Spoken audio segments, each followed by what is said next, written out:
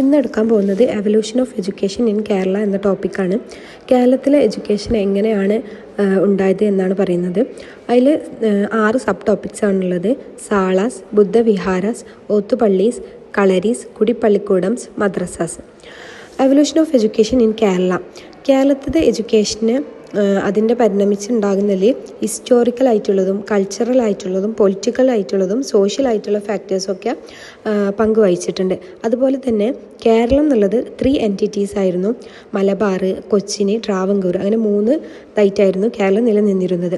History of എഡ്യൂക്കേഷൻ്റെ history തുടങ്ങുന്നത് സംഘം period അഥവാ ക്രിസ്ത്യൻ ഏജിലാണ് എഡ്യൂക്കേഷൻ്റെ ഹിസ്റ്ററി കേരളത്തിൽ തുടങ്ങുന്നത്. ഇനി അടുത്ത സബ് ടോപ്പിക്കാണ് സാളാസ്. സാളാസ് എന്ന് പറയുമ്പോൾ അതൊരു എഡ്യൂക്കേഷണൽ ഇൻസ്റ്റിറ്റ്യൂഷനാണ്. അത് ടെമ്പിൾസിനോട് അറ്റാച്ച് ചെയ്തിട്ടാണ് നിലനിൽക്കുന്നത്. അതൊരു റെസിഡൻഷ്യൽ ഫോമിലുള്ള ഇൻസ്റ്റിറ്റ്യൂഷനാണ്. പിന്നെ അതിൽ പഠിപ്പിക്കുന്ന കരിക്കുലം എന്നുള്ളത് വേദിക് ആൻഡ് മാർഷ്യൽ ആർട്സ് ആണ്. പിന്നെ എക്സ്ക്ലൂസീവ് ടു ബ്രാഹ്മിൻസിന് മാത്രമാണ് അതിൽ അലോ ഉള്ളൂ.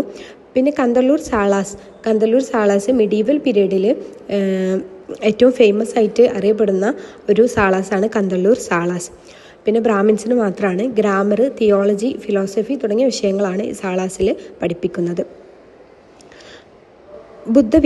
അടുത്തത് ബുദ്ധവിഹാരാസ്. അത് മോണസ്റ്റിക് റെസിഡൻസ് ആണ്. അത് centre for learning and meditation ആണ്.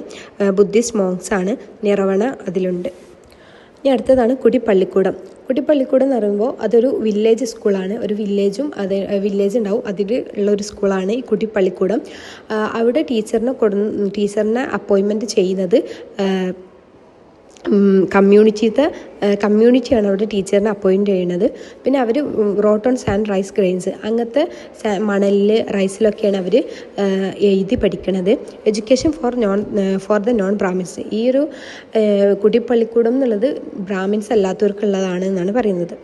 അടുത്തതാണ് ഓത്തുപള്ളീസ് എന്ന് പറഞ്ഞാൽ അതൊരു മുസ്ലിം റിലേറ്റഡ് ആയിട്ടുള്ള എഡ്യൂക്കേഷണൽ ഇൻസ്റ്റിറ്റ്യൂഷനാണ്. ഔട്ട്സൈഡ് ഓഫ് മോസ്കോ, പള്ളിയുടെ പുറത്താണ് അത് ഉണ്ടാവുക. സിംഗിൾ ടീച്ചറാണ് അവിടെ ഉണ്ടാവുക. അവരെ മുസ്ലിയാർ അങ്ങനെയൊക്കെയാണ് വിളിക്കുക. അവർക്ക് പ്രൈമറി ലെവൽ ഓഫ് ലേണിംഗ് ആണ് ഈ ഓത്തുപള്ളീസിൽ നിന്ന് പഠിപ്പിക്കുന്നത്. അടുത്തതാണ് കളരീസ് എന്ന് പറയുമ്പോൾ അത് ട്രെയിനിങ് ഇൻ മാർഷ്യൽ ആർട്സിലുള്ള ട്രെയിനിങ് ആണ് കളരീസ്. അവിടെ ഉണ്ടാവുന്ന ഒരു മെയിൻ കളരിൻ്റെ ഒരു ഐറ്റമാണ് കളരിപ്പയറ്റ് എന്നുള്ളത്. പിന്നെ അവിടെ റെഗുലറായിട്ട് ഫിസിക്കൽ ആക്ടിവിറ്റീസ് ഉണ്ടാവും. പിന്നെ training with weapons like kuruvadi, spear, dagger, shield, അതൊക്കെ വെച്ചിട്ടുള്ള ട്രെയിനിങ് ഉണ്ടാകും. പിന്നെ ചെക്കാവാസ് also were masters in martial ആർട്സിലുള്ള മാസ്റ്റേഴ്സിനെ ചെക്കാവാസ് എന്നാണ് പറയാം.